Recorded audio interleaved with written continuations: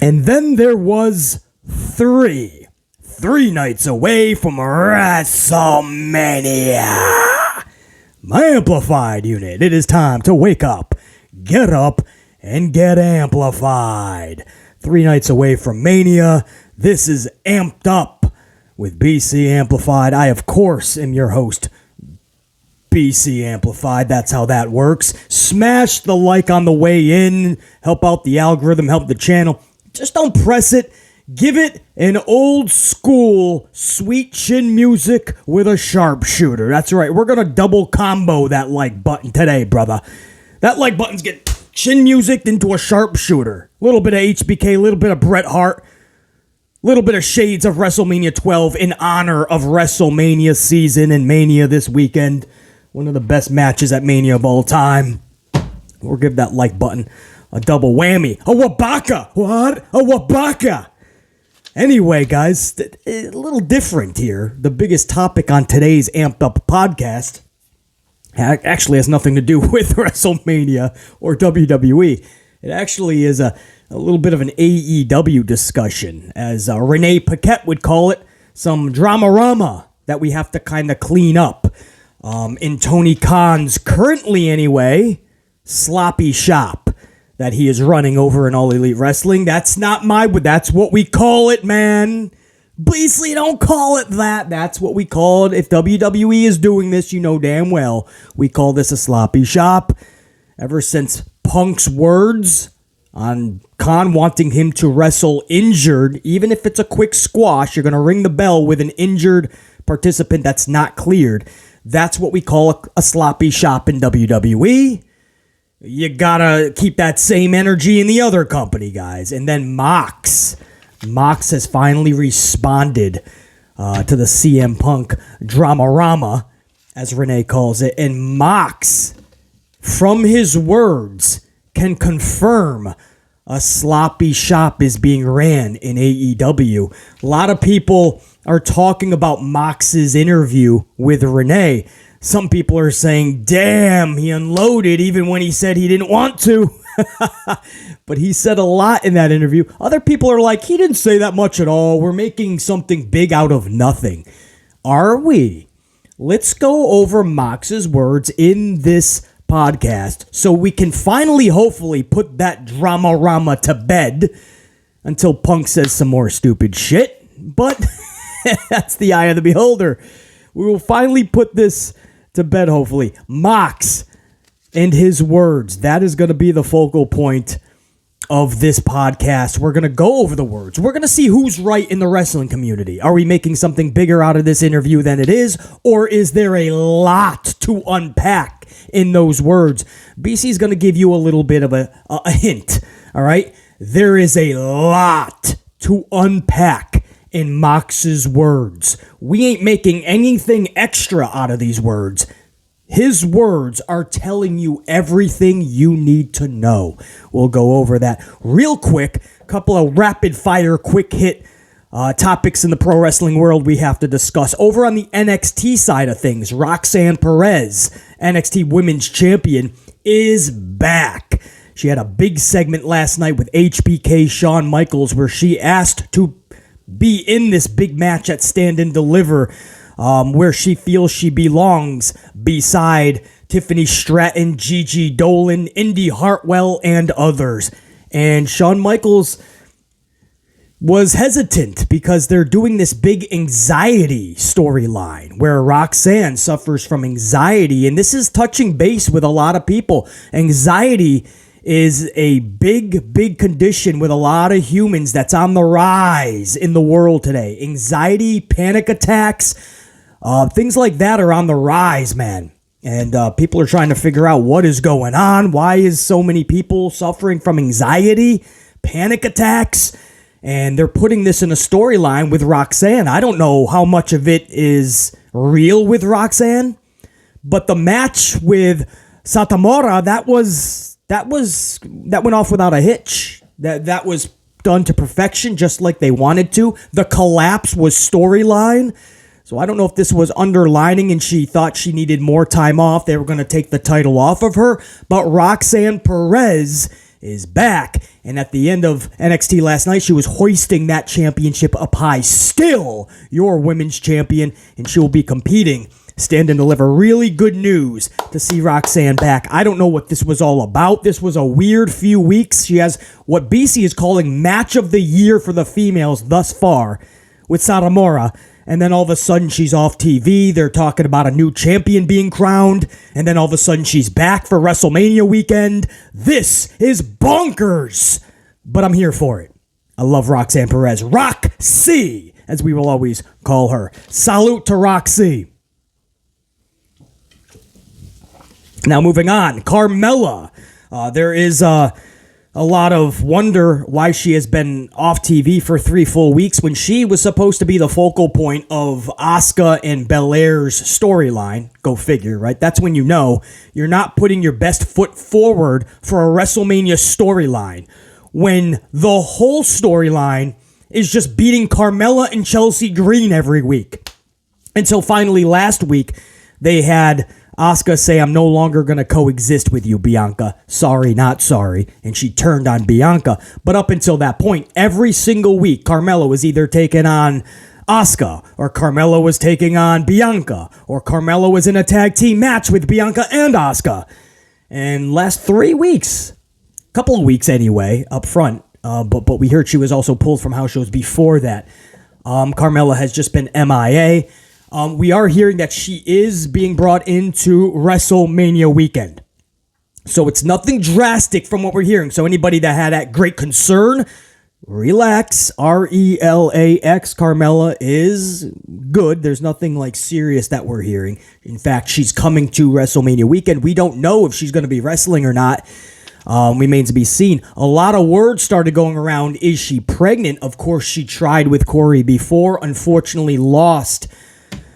Let's just say that it didn't work out, unfortunately, and that sucked, and she took more time off, justified and beyond, and so that was a shitty situation, and a lot of people are thinking, hey, maybe they were able to, hey, lightning in a bottle, man, who knows what Corey's riffing off, man, but maybe Carmella, maybe they're fortunate enough to try this again. I don't know, man. That's just word that was going around the campfire because she just was gone like that. And we were hearing that it was an injury. So anyway, guys, that's all up in the air. We don't really know. But she should be right there for WrestleMania weekend. So that is kind of big because, again, she was in the middle of this Asuka and Bianca thing, and then snap fingers, she was gone and hasn't come back. As mysterious as the Bray Wyatt situation, along the lines, Bray Wyatt is a bigger star. So for Bray Wyatt, that's even more of a mystery. Unfortunately, I have no news on that. We hope to see him at WrestleMania weekend in some form, fashion, some way. But Carmella is being more confirmed. Bray Wyatt, that's still up in the air. So that's the latest on Rok-C and Carmella, NXT, WWE, a couple of females over there. Now, to go back to... real quick, man, since this is amped up, it's WrestleMania week, before we get into the Moxley CM Punk drama-rama, I have 3 confirmed matches for WrestleMania Night 1. A lot of you guys might know this. A lot of you guys are probably wondering what is on what night. Well, there's 3 matches on Night 1 for sure. You're going to get the 6-woman tag match. Damage Control, Bayley, Dakota Kai, and Io Sky versus Becky Lynch, Lita, and Trish Stratus. That 6-woman tag will be on Night 1. Now, Becky Lynch and Lita are pushing for a tag title match on Night 2 that will obviously be impromptu at the last minute or just as last minute. Friday night, a night before Night 1 of WrestleMania, Friday night on SmackDown, they might make a tag team title match. It was originally scheduled that they were going to pull double duty. I don't know how Lita is coming back from all these years and not having all these matches, and she's going to pull double duty at WrestleMania. But that was what we were hearing. Ronda Rousey, Shayna Baszler going for tag titles, and then we find out that Ronda has a little bit more of an injury than WWE would like. Cleared, not a sloppy shot from what we're hearing. Totally clear. They're going to put her with 7 other females instead, so Ronda doesn't have to do so much. And then, so that match, that tag title match, even if it was being discussed, that was left on the back burner, side of the road, and that vehicle took off. But Lita and Becky are still trying to push for a championship tag title match on night 2. Remains to be seen. We'll find out more Friday. But that 6-woman tag is definitely on night 1. Damage Control versus Becky, Lita, and Trish. Second match for night 1 that is confirmed. Logan Paul versus Seth Rollins. That is going to be on night 1. I feel that could be match of the weekend. So BC is going to keenly be keeping a close eye on that. Of course, BC wants to be live with his Amplified Unit Gold team. Of course, always keep the gold card activated, all my channel members. But for my entire red team, I want to be live Saturday night for night 1 of WrestleMania. So to see Seth Rollins versus Logan Paul live with my unit calling the action, that's going to be awesome. And a third match, WWE broke this from the jump. John Cena versus Austin Theory for the U.S. Championship will be on night 1. In fact, that's going to kick the night off for night 1. So John Cena, Austin Theory. So 3 big matches from the jump. We expect at least 4 more to be on that card and an impromptu. So the match total on night 1 should equal about 8 matches if you add the impromptu. So a big night of action, night 1. And of course, night 2 is where you're going to culminate Cody Rhodes, Roman Reigns. Cody has to win because he has to finish the story. As Cody said, it's a necessity. However, could you imagine, I asked this in yesterday's Amped Up podcast, where the focus was around the Raw review. Thank you for the thousands that caught that. I know that went up late, but you guys really showed that the love. My Amp unit, right back to you. And I said in that Amped Up Raw review podcast, I said, could you imagine if they had Roman walk out of Mania still your title holder? That'd be insane, bro. So that's the WrestleMania talk. Now, the Drama-Rama, as Renee Paquette says. So let me set the stage for this, all right? I'm not going over the CM Punk Insta-post story or whatever it was, because that's been ran into a wall a billion times. Everybody knows by now what was said. Let me give a quick recap of why people are calling this a sloppy shop in AEW now because of Punk's words. Well, first of all, your locker room leaders. CM Punk literally, he already called out the EVPs and one of the biggest stars at the time, Hangman Page, months ago. So the EVPs and one of the biggest stars was already called out by Punk. Real, not storyline. I hate to break the news to you. Some people still think that's a storyline. No, guys. I can't tell you any other way to put it. This is as real as it gets, and he's pissing off the entire locker room. So now in this latest post, he calls 2 other locker room leaders. He calls Mox basically unprofessional, says his ideas sucked, and that he didn't want to put Punk over at first, and he's never come across anybody in his career that didn't want to put him over, so he just had to laugh. And he went to Tony and said, you know, X, Y, and Z is happening. So he basically calling Mox unprofessional. Then he calls the locker room leader, the top locker room leader, Chris Jericho. He calls him a liar and a stooge. And then he said that Tony Khan, the boss, wanted him to wrestle injured, not cleared. Tony said, don't worry, it'll be a quick squash. And Punk said, I'm never putting a company in front of my health ever again. He said he couldn't believe that Tony was actually saying, so no way he was going to do it. Of course, we call that in the business a sloppy shop, when you're just doing reckless things, or there's reckless commotion, there's unease, unrest. That's a sloppy shop. Your locker room's kind of in turmoil. So that's what we call, we've said that for years for WWE, and everybody was fine with it. People are now calling AEW a sloppy shop, and everyone's flipping out. No, that's not true. Fuck Punk. And then when Mox, I'm going to go over what Mox said, and Mox is confirming it's a sloppy shop. And now people are like, fuck Mox. Well, which is it? Guys, you can't say like Punk's lying, Mox is lying, all these people are lying. You know what I mean? Do you remember the, let me just get into Mox's words, man. First and foremost, this is a quote. This came out yesterday, this podcast. The wrestling community has probably already spoke about this in nauseum, and BC's probably the last one to speak about it, but I'm not going to rush to put a vid out just for the sake of putting it out, so I can be one of the first ones heard, right?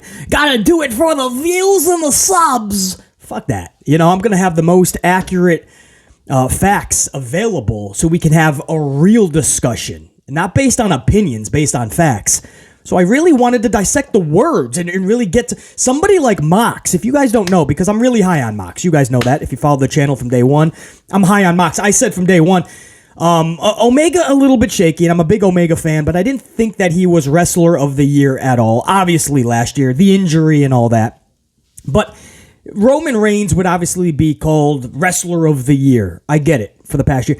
Mox, I said, if anybody's going to say anybody, it would have to be Mox, because he put that company on their shoulders when he didn't have to. He wanted to go on a vacation with his wife, Renee. The shit happened with Punk because he can't keep his body healthy because he's old, broken down, and he can't wrestle anymore. Mox is just injury prone. He gets fucked up. That's just the truth. We know that. So Mox couldn't go on vacation. Tony asked him to come back, put the title on you until Punk comes back, blah, blah, blah, whatever that happened. So Mox said, okay, told Renee, I got to do this for the company, because Mox is a stand-up dude like that. And all the shit that Mox did, man, it's amazing that he's even pulled into that drama. But we'll get to that in a second. Mox is the type of guy where, if you listen to the podcast, you'll know this from the jump, but I've known this for years. Mox is the type of guy where he's not going to go out of his way to ruffle feathers with words. He's a man of few words, unless he's going in one of his tantrums. He could take a subject and go off in left field with a hockey stick. But he'd rather not speak about a situation. He just wants to go do. And so with somebody like Mox, you really have to dissect the words, because there's a lot of meaning in the words that he's saying. Whether he's saying few words or he's going in one of his little left field with a hockey stick rants. Whichever it is. So at one point you might say he's not saying anything. Another aspect of Mox, you might say he's saying so much but not saying anything at all still. No, there is a lot of meaning in his words. And BC's about to break that down right now. So let me set this interview up. When asked about the Punk situation, all right? First of all, Renee says this. Just want to put it out there that we planned on recording this last week, and honestly, I wish we had. She says, she was so sincere when she was saying this too. So she's saying they wanted to plan this, they planned to record that last week, and now they had to hold off, and now all this CM Punk drama came up, and it's like, oh man. So she says, I wish we had before some drama-rama started to unfold, because now I feel like the spotlight is on you, speaking about Mox, to respond to all of this drama. And I know that you don't really give a shit. So that's what Renee Paquette, that was the lean-in until Mox's response. Like, listen, we don't want to talk about this. We wanted to record this last week. We're not doing this just for a response. And I know you don't even give a shit, but I'm going to give you the floor if you want to respond to this drama. So Mox took the platform for a few minutes, right? Most of this podcast was about everything else underneath the sun, even giving much props, praise, and love to Marina Shafir. A lot of the community bashes Marina especially because of her Thunder Rosa match. But if you watch the match, Thunder Rosa totally made her look like a clown. And you say, well, she did it herself, BC. No, Thunder Rosa sandbagged her. Thunder Rosa does what Rosa has done 12 billion times in the past. Stopped working. She did not sell. She sandbagged. She stopped working. She made her opponent, the match, and the company look like schmucks. That's what Rosa did. So you can put all the blame on Marina all you want. Somebody like Mox, I'm going to take his word when he says there is untapped potential and talent in her. And not just shit on Marina. So let me just put that out there. That's another side conversation. Everybody is discussing Marina Shafir.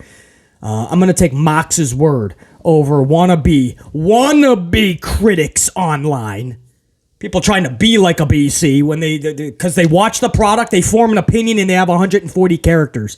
That's not what being a critic is. If you know how to dissect pro wrestling the right way, factually, checking off every box, then you're in the realm of discussion. If you are literally just a fan that watches and forms an opinion and doesn't know what you're talking about, you're just a fan with 140 characters. Sit down, enjoy wrestling, and let us do what we do.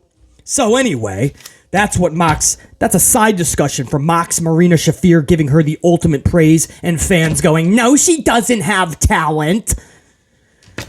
Back to this. Oh, BC's getting revved up, bro. So, Mox responds to Renee about this CM Punk drama. Here we go. Now let's start dissecting, right? A quote from Mox from this interview. This is a quote, guys.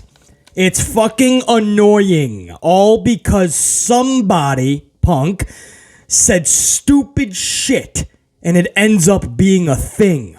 But it's fucking annoying that we're sitting here talking about this. He mentioned the lawyers at that point, guys. His, AEW's, maybe both. But he said, the lawyers asked me if I'm going to talk about this situation. And I told them, I don't know. I don't know what I'm going to talk about. That tells you right that, man, I've said this a billion times. Because there's still people that think this is a storyline of some sort, right? This is all work, and we're going to see the work. We're going to see how we're all being fooled. And I'm like, well, first of all, if this was ever to be a work, AEW needs to shut down immediately because there's no way a storyline should involve your company looking like a joke and being called a sloppy shop because that affects your advertisers, your network partners, and it gives you a horrible image just with the fans alone. To see what you are as your identity, what is your mission statement, how do you carry yourself. There's no way that what is being said and all of the drama will put AEW in the right spotlight or be looked at in the right way. All for Punk to show up one day and say, my plan was to take AEW down from the top to the bottom. What? And you had to do all of that? That is stupid, and everybody should get their pro wrestling card taken away, stripped away.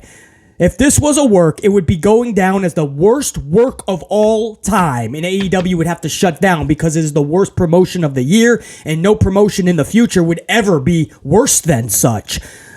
Tony Khan would have to be worst booker of all time, right? You just look into the future. Tony Khan would win worst booker of the year for the rest of life. AEW would have to be shut down because that is a work that never should be worked. Hangman Page at the time was your top star. Do you honestly think they would just ruin their top star who never even responded to this drama because Hangman is better than that? So where was the work? It never had anything to do. Hangman never even responded. EVPs are suspended. Where's the work? Then in his latest post, he doesn't even talk about any of them. He's going for locker room leaders, calling it Tony Khan, owner of a sloppy shop, wanting him to wrestle uncleared. What are you talking about, bro? Like, I'm trying to understand where the work could possibly be that would make any of this relevant or make sense. It's obviously IRL, and it's what Punk truly feels. And because of that, all of this drama from people like Punk, or Mox, I should say, and Hangman, they don't want to discuss, nor should they have to discuss this shit. And now they're talking about the lawyers asking the talents if they're going to talk about it, what to say, what not to say. When the lawyers are involved, that's usually when you know it's not a work. This is really bad. And right now for AEW, it is horrible. That's probably the most likely reason Punk had to take that post down immediately, because he knew it was either AEW's lawyers telling him or his own lawyers saying, you are breaching contract and breaking AEW legal protocol in their Section 19 of their little pamphlet they give you when you sign your contract. You cannot do a bunch of things, making AEW sound like jokes, and basically Punk breached every part of that Section 19. If there was honestly people out there thinking this was still a storyline, wow, what a stupid take. But now you finally have your confirmation. As if you needed any more, there's your conversation. Lawyers are talking to Mox before he cuts this interview about what he's going to say about this and not. Yeah, that's... See, a lot of people just let that slide by, I bet, right? You listen to other podcasters or other content creators. that think they know what they're talking about, and yet this type of stuff, I bet, slides right by. No, BC knew. Whoa, that is huge bit of information. Lawyers were contacted before the interview, reaching out to Mox. That is massive. That tells you lawyers are talking to the talent before they speak out on this. In fact, they don't even, I bet you, want them speaking out about this. I told you this was now a legal battle to another level, guys. This is an ugly divorce between AEW and CM Punk. So, as I said, Mox says it's fucking annoying all because somebody said stupid shit and it ends up being a thing. But it's fucking annoying that we're sitting here talking about this. And then he mentioned the lawyers and if he's even gonna talk about it. So he goes on a little bit more. Mox says, and I quote, "I don't want to get dragged into this dumb shit. I could fucking unload on a lot of fucking people right now. And when I start getting dragged into this dumb shit, it tempts me to do that. But I'm not gonna sink to that level because it's fucking lame." Can we go over that again?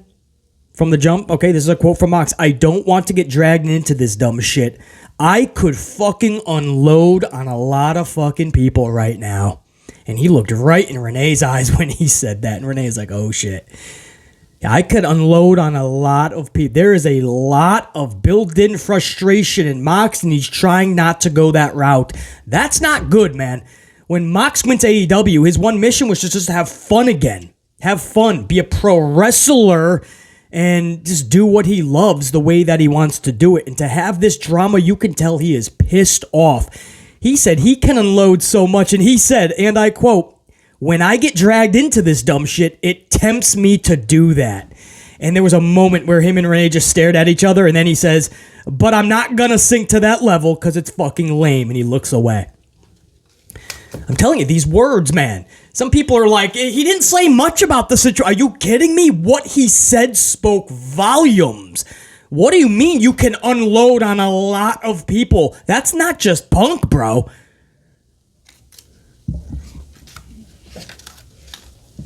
He's got some shit on Tony Khan that I bet you he was not happy about. And I quote, Mox continues, "I'm going to give you a tidbit of information from my point of view. From the time period being discussed on whatever the fuck gram, the entire summer I was not under contract. No contract. I was a free agent. I could have walked into SummerSlam that night with the AEW title if I felt inclined. I was not under contract. The night that what's his dick's talking about," Renee just laughs at that point, and Renee looks right into the camera. I don't even think she laughed. She was kind of like, oh, and then she looks at the camera like, fuck. Again, guys, what we're talking about is the time frame that Punk was talking about, right when that whole title switch was happening. Punk's injured. We got to do the quick squash. Mox is told to come. No vacation. Can you please come back? Well, first, at the end of that, now you have to give the title back to Punk. It was a mess. So Mox is saying I wasn't even under contract at the time. So he says, the night that what's his dick's talking about, speaking about CM Punk, Mox, how are people saying that Mox really said nothing about it and everyone's making a big deal out of it? He called CM Punk, what's his dick's? That's his name now, what's his dick? So Mox says, the night that, what's his dick's talking about? And Renee's just like, you did not just call CM Punk what's his dick. Anyway, he says that's the night that he came back, meaning Punk. That's the night that he came back and was hopping around on one foot. At that point, I don't even work there. Tony is not my boss. I don't have to do shit. And here I am putting you over on a pay-per-view. I'm bending over backwards. For Tony, for AEW, when I didn't have to do shit, I bent over backwards. I don't believe I've ever said anything remotely negative about AEW, but I will say this. As an observer, I've spent 8 years on the indies, 2 years in developmental, 8 years in WWE, and I have never seen so much bullshit drama in one place in my entire fucking life, and I hate to say that. That was a quote about AEW's locker room, morale, the vibes. That a legend like Mox, that's right, I'll call it what it is, even if you think he's 5 years away from being a legend. Mox is going to be a Hall of Famer, a legend. He's going to be talked about in all those, and he should. But Mox, somebody, a veteran, right? If you're not going to slap the legend title on him now, I could see, right? Maybe BC, give it a couple years, BC. All right, I'll give you that. But a veteran to the highest degree, an amplified veteran, for him to say that, that's fucking sad. He says, I don't believe I've ever said anything remotely negative about AEW. And he hasn't, by the way. And he says, but I have to say this.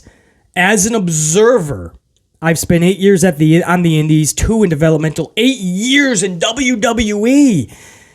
But here in AEW, I've never seen so much bullshit drama in one place in my entire fucking life. And I hate to say that. And Renee, the way that Renee's looking at him, and she's shaking her head, it's like she already sees it. She's only been there not long. But she hears the stories. She's seen it now for herself. And she's agreeing with Mox like it's like a fucking high schooler or some shit. And they actually talked about how social plays a role in that. And they're all just on their phones and seeing how many stars Dave Meltzer's giving them. Or if fucking somebody like BC is praising their performance or dragging it. And it's like, get the fuck off your phone and just be... It's what The Undertaker, Mark Calloway, said.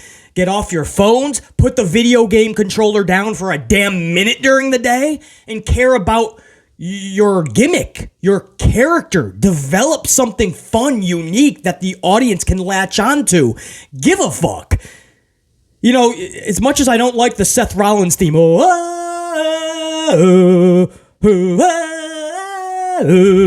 we do that for fucking 20 minutes, it's so stupid to BC. But you know what?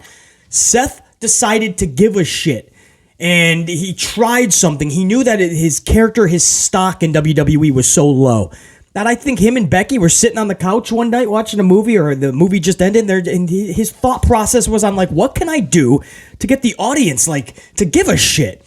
And he starts dressing all wacky. His character, his personality like switches almost like Joker type, and then he says, you know what? Well, maybe the song, right? Like, people like to, like, do little sing-alongs these days, right?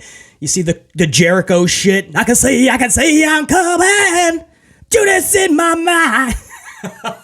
People like to do it, right? Cody Rhodes. Oh! Shinsuke Nakamura started that shit. Bobby Roode. Glorious. Right? The fans love sing-along. So Rollins thought, hey, well, you know, what if I just have a little something, right? Just get the fans fucking off their ass, or just like to wake up for a minute. It's something little like that. Even something BC doesn't like. Oh, you know, we have to do that for 20 fucking minutes, and now everybody's calling Seth the most over wrestler in the world. I don't know where we're getting that from. I mean, they sing his song. That's one thing. I mean, it's not like he should be winning the world title at WrestleMania. We all know that's Cody Rhodes, and if it wasn't, it would be Sami Zayn.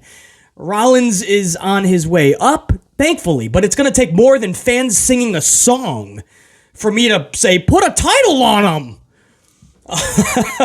But even something I don't like the song, I can appreciate the thought behind it, because Rollins said, I want to add layers. I want to give the audience something to give a shit about, or to do, or to participate. You know, a lot of wrestlers, they don't care about switching up their gimmicks at all, man.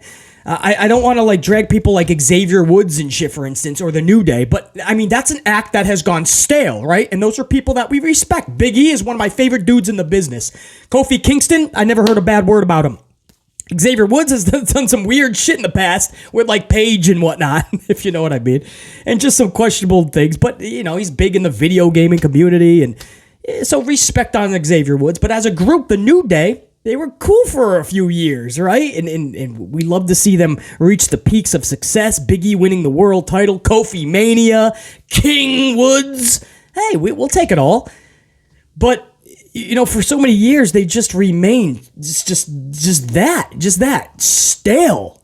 It's not until they did singles thing where it started to feel better, right? Big E winning a title, yes, it's overdue. Kofi Mania running wild. Even King Woods I'll take. But the New Day together, it's just, and nobody gave a fuck to switch it up. Charlie Flair's been the same Charlie Flair for 8 years, and guess what? That's why you get the same response. 0, crickets, or they just boo her out of the building. Face, heel, it doesn't matter. You can give her 112 title reigns. Charlie Flair is still not going to connect with the audience until they change shit. Roman Reigns, when he came back as Joe Anoa'i into Vince's office, said, I'm not coming back as the same Roman that you're forcing down people's throat. We need to change things, Vince. And Vince originally said, no, don't be stupid, kid. Don't be dumb. You're going to be Roman. And whether it's a 50-50 reaction or 70-30 or they all hate you, there's going to be noise. You're going to get a reaction. And Joe Anoa'i's like, but I can get a better one. We can make this more fun. The audience can give a shit about me instead of just booing me can you please get the fuck off the television set? We don't want to see you. You're nauseating. And finally, Vince said, all right, kid, but it's on you. And what happened? A gold mine was hit with the new Roman. And Joe Anoa'i started thinking of all these layers with Paul Heyman. My point is, guys, care about your shit. That's what The Undertaker Mark Calloway is saying, right? Give a fuck. Think about what is going to connect. How can I connect? What is my character? Do I have one?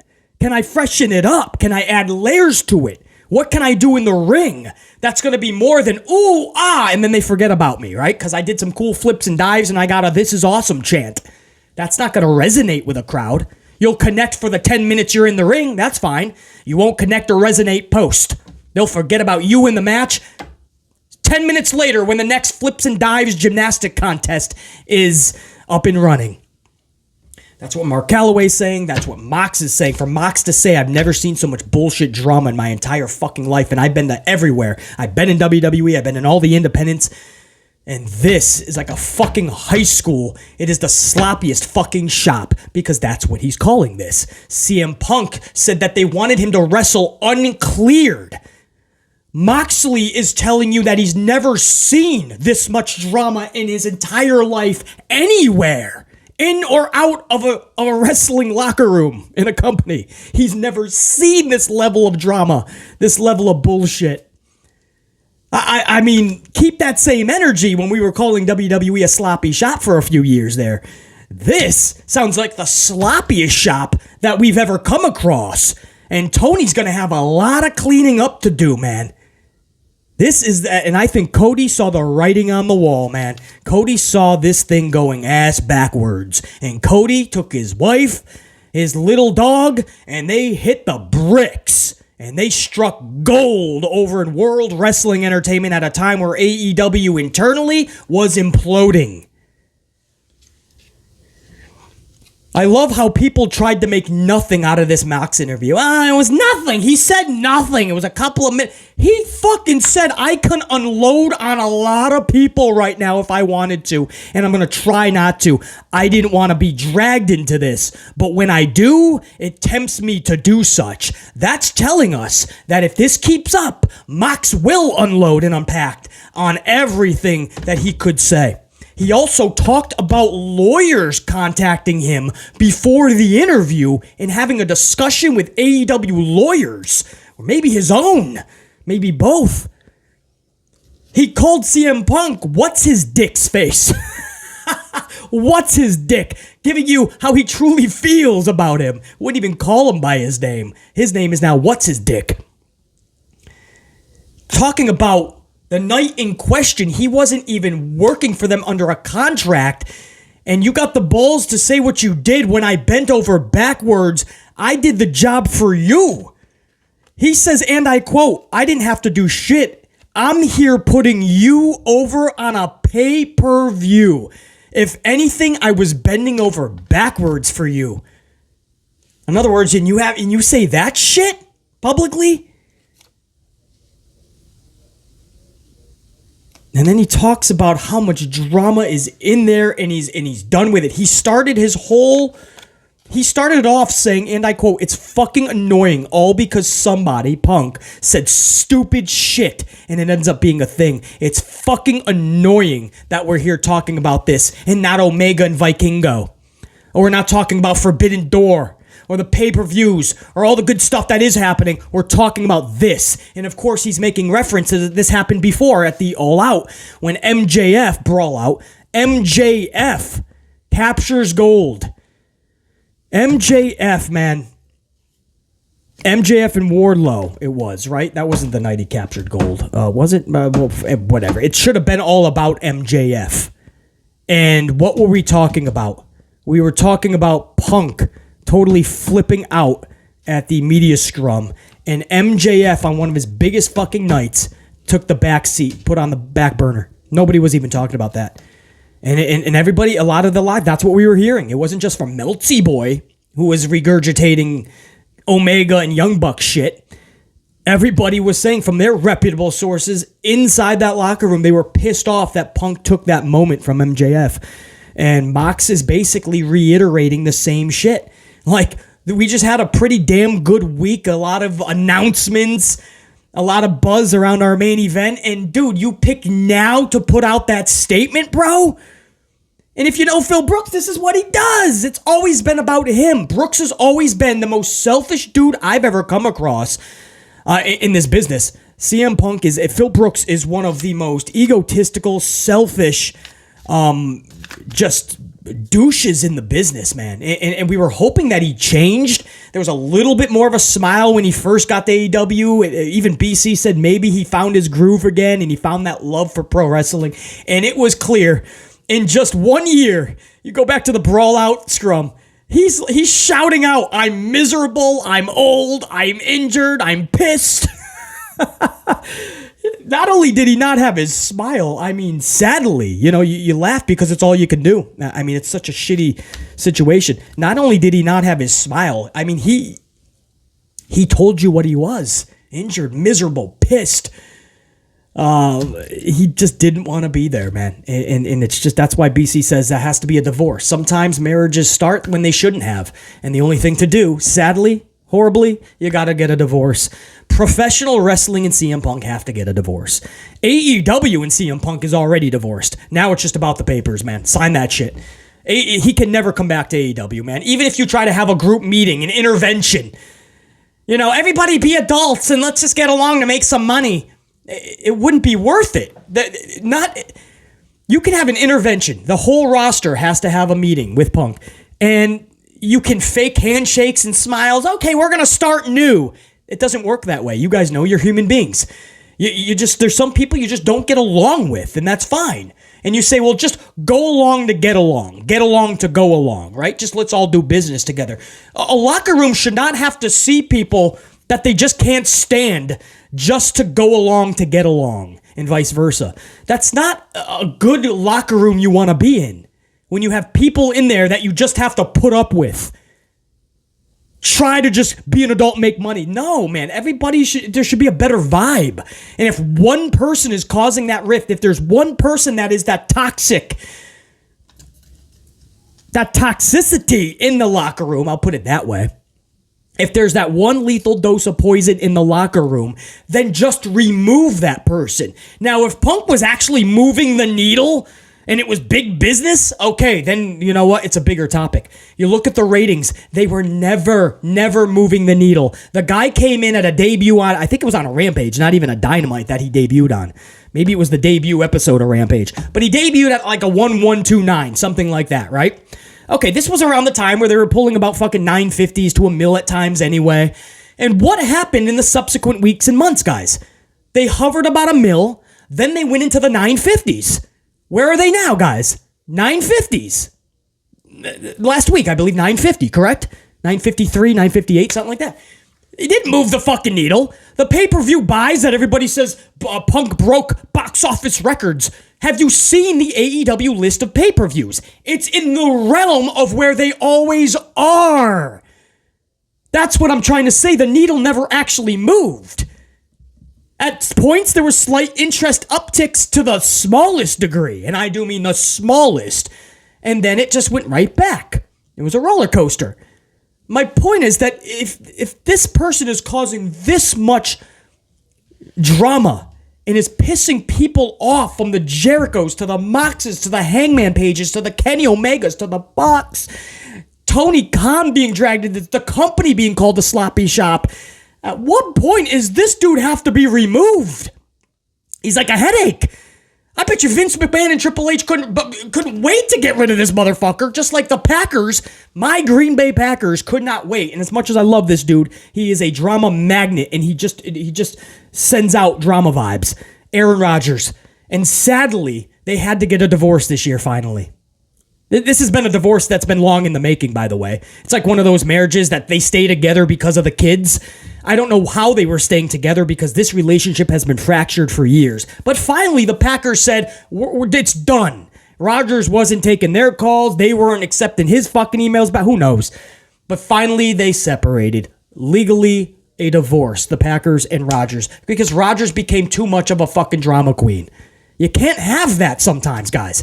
Of course, he puts production into our organization, but there comes a time where you look at the production that Aaron Rodgers brings in and how negative he is for our organization. And there comes a time where the negative actually outweighs the positive. What happened in All Elite Wrestling is, sure, Punk had some positives, but the negatives started to far outweigh the positives. And when that happens, you need to be removed. I don't see how AEW fans would want Punk back, just to bring your product down to the core, kill the morale, put that lethal dose of poison, interject it back into the locker room. This isn't one of those situations where we should just have a meeting and do business. Too many members of that locker room, male and female, are done with Punk. That's the word that BC got from his sources, and there's many other actual, valuable sources that are saying the same thing. The people that they know within those walls. The word being used is done. They're done. And you think 1 meeting, 10 meetings, 100 meetings is going to make everybody be like, okay, come on back, let's make money. How much you think he's bringing AEW, bro? They're still not making revenue. Do you guys understand that? Tony Khan's admitted that. They're still breaking even is the bare minimum right now. They're still not making money. Punk never actually brought them into the good as far as financially. Never. Tony Khan's admitted that. You know, at some point, man, you got to see, is the negatives far outweighing the positives?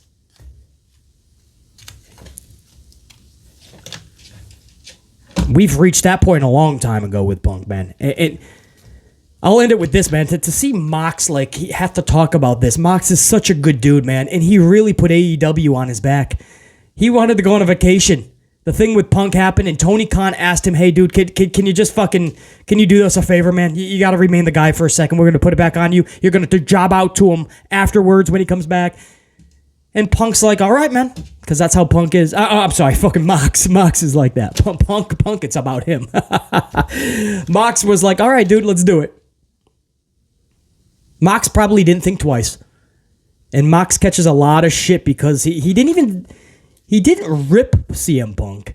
He just told a lot of, in the short words that he said, the length of words that he said a lot about what factually happened. It's not ripping Punk. I mean, what's his dick's face? Okay, that's funny. But he was just stating the facts. Before you go public and say that my ideas are stupid or I didn't want to do a job to you, let's talk about that time frame first of all. And by the way, can we stop with this shit? Mox is just trying to say, I don't want to talk about this, but this is what I will say about it. And Mox is being destroyed probably from some of the AEW diehards. Especially for calling AEW the biggest drama bullshit place he's ever been at. Well, then change it. Instead of ripping somebody like Mox, who's just saying there's a problem right now in AEW. It's a sloppy shop.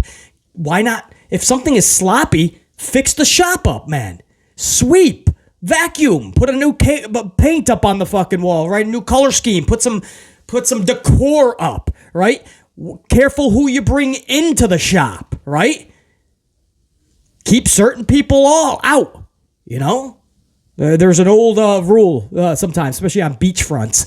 No shoes, no shirt, no business. You know, they wanted you to come in there looking like you're a fucking reputable human being.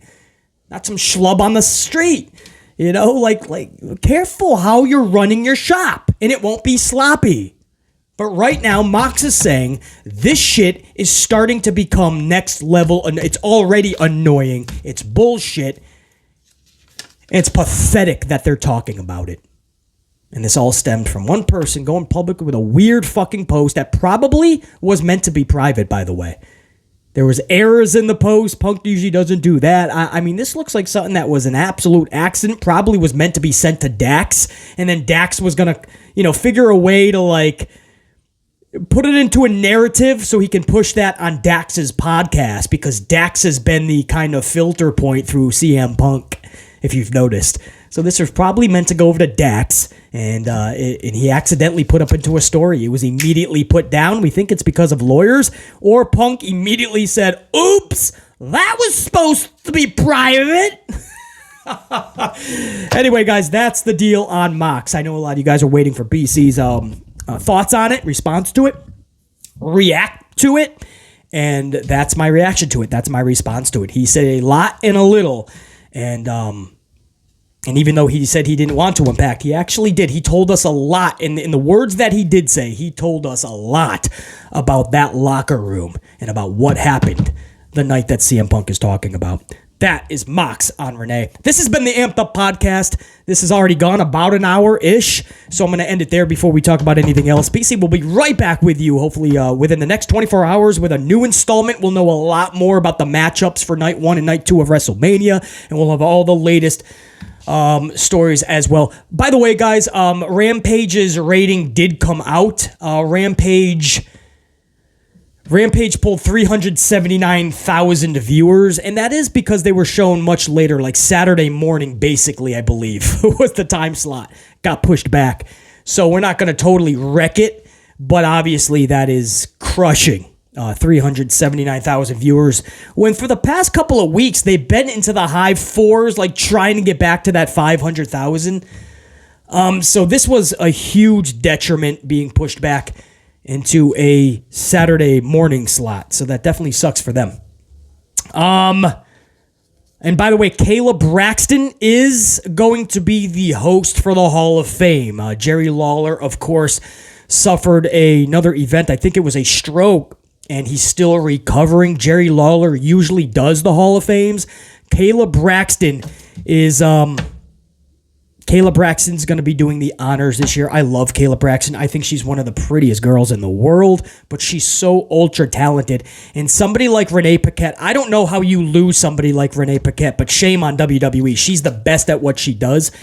But if you're going to have somebody at least be in the same league, Kayla Braxton, there's such a natural vibe and feel when she's interviewing or running a show.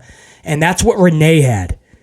So much love and respect to Kayla Braxton. Salute, and I know she's going to crush it out of the park. My name is BC Amplified. This has been the Amped Up Podcast. To my entire unit, crush the day. Think, be, live, amped always. And until next time, check you later. Top guy, I'm out. Salute.